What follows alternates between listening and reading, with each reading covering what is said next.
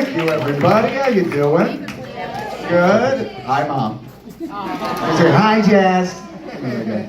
Yeah, really glad to be here. I really admire you guys. I know you have a very tough road. You've done some very big shit, so give yourself a round of applause. I seriously admire you. I do a lot of terrible things, and I do not stop any of them. So, only thing I managed to do is quit smoking, which I don't think is that good. I mean, well, I quit smoking, and I immediately gained 40 pounds. Which I have not been able to lose just yet, that's a lot of weight to gain really, really quick. You know you're gaining weight quick when you go over shoe size? But yeah, so now I gained 40 pounds. A lot of people quit smoking so they live to see their grandkids. Now my gut is big enough that I can't get the sex to make their parents. So, yeah, nothing you can do about that. So no grandkids for me. Who will care for me when I'm old and inform me when I turn racist, you know? I feel like that's the main thing grandkids are for, is to tell grandpa when they turn racist, because it happens to all of us on a long enough time. Life is long, you have kids, your woke levels get depleted, life passes you by, future shit happens. Before you know it, it's Thanksgiving 2046, take one too many shots of wild turkey, start going off on how the robot werewolf Muslims are ruining this goddamn country. And your family looks at you like you are a monster. So, anybody, my dad was a little racist, which he's no longer with us, which is sad. But what's weird about that is, you know how like you'll smell like apple pie and think of like your grandmother who's been long dead, or you hear a song from high school and you think of your stupid friend who jumped off the bridge on prom night? You have any idea how weird it is getting warm, fuzzy feelings for my dad hearing casual racism? Like, I live in South Philly. My dad's gonna be resurrected any day, it feels like. It's just, if they're so scared of the cops, why don't they just do what they say? And the cat's in the grave. Slinky's here again. My dad was really cool. Anybody else here have a cool dad? Yeah. Probably, because what I mean by a cool dad is he was objectively a terrible father, but a lot of fucking fun. I think we had a lot of cool dads in this room. Nobody gets here with a lot of support and hugs, you know? No one's like, my dad was the coolest, taught me the value of $1 and how to treat a lady. No, cool dads are all, he got us Molly and he's dating a sophomore named Molly. Tell you how cool my dad was. As a kid, I never knew what my dad did for work. I only found out this summer, my entire childhood, my dad was making meth for the pagans. Now the pagans, if you've never heard of them, they're a men's auxiliary, they set up charity. No, they're Nazis on wheels. And that's it, like, Christmas presents under the tree. It's Uncle Shaky Hands. That's who got it for me. But it wasn't actually meth. That's giving too much credit. My dad was cooking crank, the RC Cola of amphetamines. Because you know, us Drahams, we're simple folk. You know, meth is made with scary science and beakers, as if the good Lord didn't give you a bathtub, you know? I miss my dad every day. I'm sad he died. I would have loved to have gone to the family business, you know, Draham and Sons special crank. He wanted to be buried with the recipe like Colonel Sanders. So, that didn't happen. So, a few months ago, my girlfriend left me. I know, it's so sad. We had so much in common. We both love football. We both love horror movies. We both love pussy. She apparently liked it a little more. I wasn't aware. She told me, like, you were like my last attempt at like giving straightness a try. So I thought I had a nice relationship. Meanwhile, like the fucking Pepsi challenge with private parts is happening. And yeah, she is all in on the pussy. No more coke for her.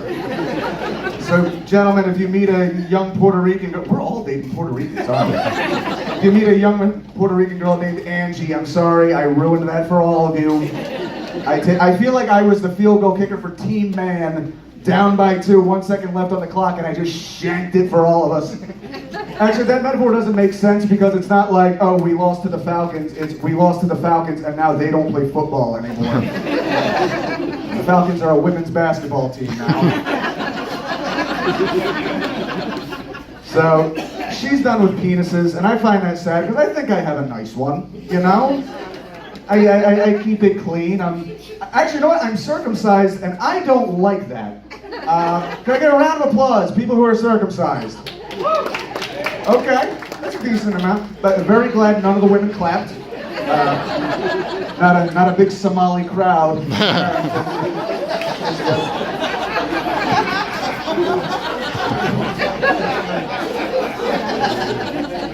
Here's the thing. It's bad. I'm just dropping this, and I'm just gonna drop this and not really explain. I worked for a porn company for like 2 years, just editing porn, just dongs and butts all day long. It was great.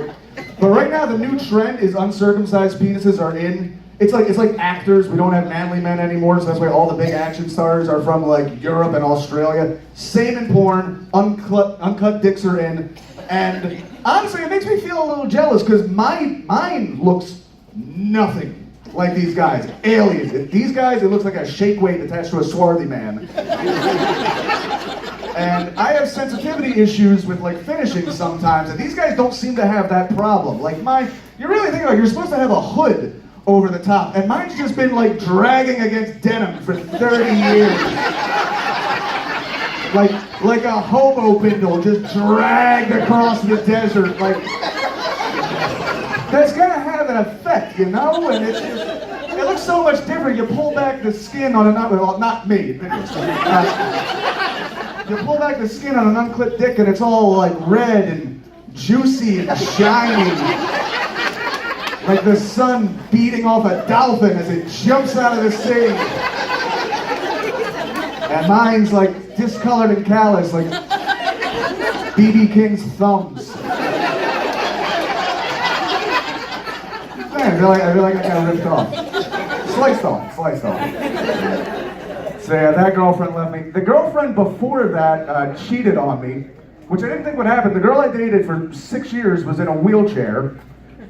Not kidding, gorgeous girl. But she cheated on me with a guy who was also in a wheelchair, which sounds like it makes sense until you think, because obviously she's going to cheat on me. It's going to be a guy who has a ramp going up to the bed.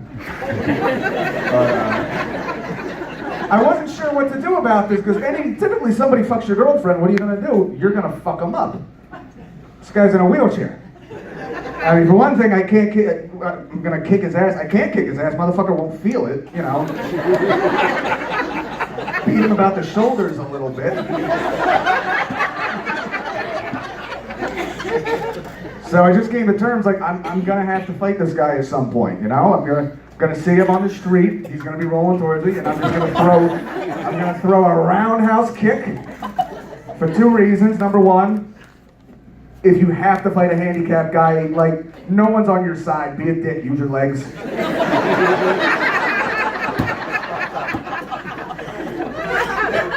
And number 2, I always wanted to throw a kick in a fight and I just can't get my leg up all that high.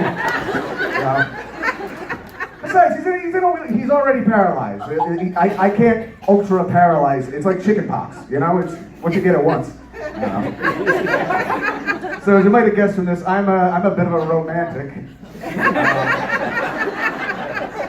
Really, yeah. But the one thing I don't like romantic movies. And I'll tell you the one movie.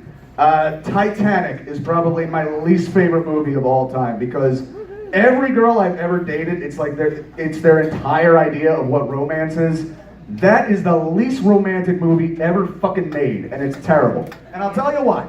Does anybody remember what Rose did in the movie Titanic after Jack died? They don't spend a whole lot of time on it. I'll tell you what she did. She married some poor schlub who, you know, was not the love of her life, didn't draw her like a French whore, didn't take her down to Steerage to party with his ethnic buddies. But you know what she did do with this guy? Oh, just a few things, like achieved all her goals and dreams, had a big family, and lived to die an old woman in her bed. This motherfucker doesn't get a name in this movie. Where's that romance? Like, could you imagine that shit? I mean, I really, for one thing, this poor guy, you know he heard about this Jack asshole for 60 goddamn years. Jack would have maybe live in a townhouse. Jack was a painter with syphilis who snuck on a boat. You know, every time he got her jewelry, she's just rolling her eyes because she's got a diamond the size of a chihuahua head in a shoebox in the closet next to the kid's baby teeth.